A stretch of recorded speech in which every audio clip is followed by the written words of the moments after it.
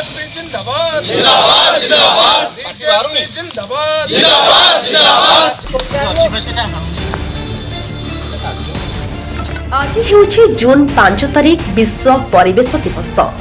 ଏହି ଅବସରରେ ଆଠଗଡ଼ ତେଗିରିଆ ନିର୍ବାଚନ ମଣ୍ଡଳୀରେ ଆଠଗଡ଼ ବିଜେପି ପକ୍ଷରୁ ବିଜେପି ନେତା ଅଭୟ କୁମାର ବାରିଙ୍କ ଅଧ୍ୟକ୍ଷତାରେ ବୃକ୍ଷରୋପଣ କରାଯାଇଥିଲା। ଯଶସ୍ୱୀ ପ୍ରଧାନମନ୍ତ୍ରୀ ତଥା ଆମ ସମସ୍ତଙ୍କର ପ୍ରିୟ ନେତା ନରେନ୍ଦ୍ର ମୋଦି ଆହ୍ୱାନ ଦେଇଥିଲେ ମା ପାଇଁ ଗଛଟିଏ। ତେଣୁ ସେହି ପରିପ୍ରେକ୍ଷୀରେ ଆଜି ଆଠଗଡ଼ ତେଗିରିଆ ନିର୍ବାଚନ ମଣ୍ଡଳୀର ଶମସରପୁର ମଣ୍ଡଳୀର 1 ନମ୍ବର ଜୋନ୍ର ଖୁଣ୍ଟୁକଟା ପଞ୍ଚାୟତରେ ଏହି ଗଛରୋପଣ କରାଯାଇଥିଲା।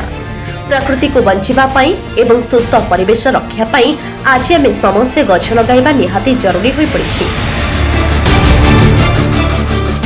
ମା ପାଇଁ ଗଛଟିଏ, ବିଶେଷ କରି ଯିଏ ଆମକୁ ଜନ୍ମ କରିଥିଲା।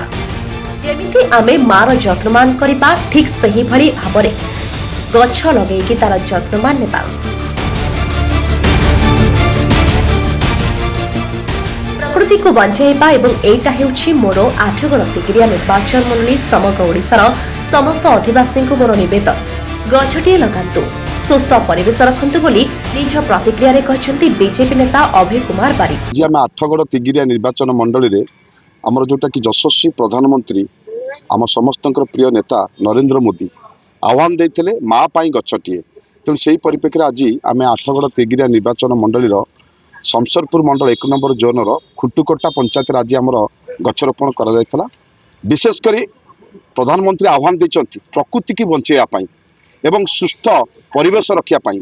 ସେହି ପରିପ୍ରେକ୍ଷୀରେ ଆଜି ଆମେ ସମସ୍ତେ ଆଜି ଗଛ ଲଗାଇଛୁ ଏବଂ ସମସ୍ତଙ୍କୁ ବଡ଼ ମୁଁ ଜୋରସ୍ତରରେ ନିବେଦନ କରୁଛି ସମସ୍ତେ ଗଛ ଲଗାନ୍ତୁ, ସୁସ୍ଥ ପରିବେଶ ରଖନ୍ତୁ। ଏଇଟା ହେଲା ମୁଖ୍ୟ ଉଦ୍ଦେଶ୍ୟ। ଆଜି ବିଶ୍ୱ ପରିବେଶ ଦିବସ। ସାରା ବିଶ୍ୱରେ ଆଜି ପରିବେଶ କେମିତି ଭଲ ରହିବ, जो परिवेश खराब हो जाए ताकू केम सुधारिबा आगामी पीढ़ी पाई बर्तमान सबू जगार चली गछ लगे माँ पाई गछटिए आमर खास करी आमर प्रिय प्रधानमंत्री नारा जे माँ पाई गछटिए समस्ते घरे घरे बा स्कूल विद्यालय सबू जगार पब्लिक जगार गछ लगा जाऊ।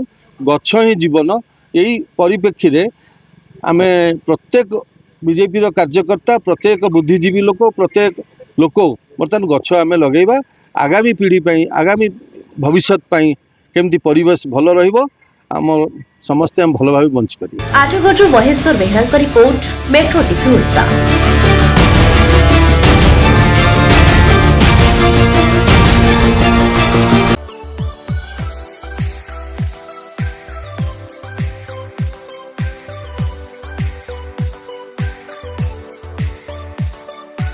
हॉलमार्क ऑर्नामेंट्स स्वप्नरू सत जाए।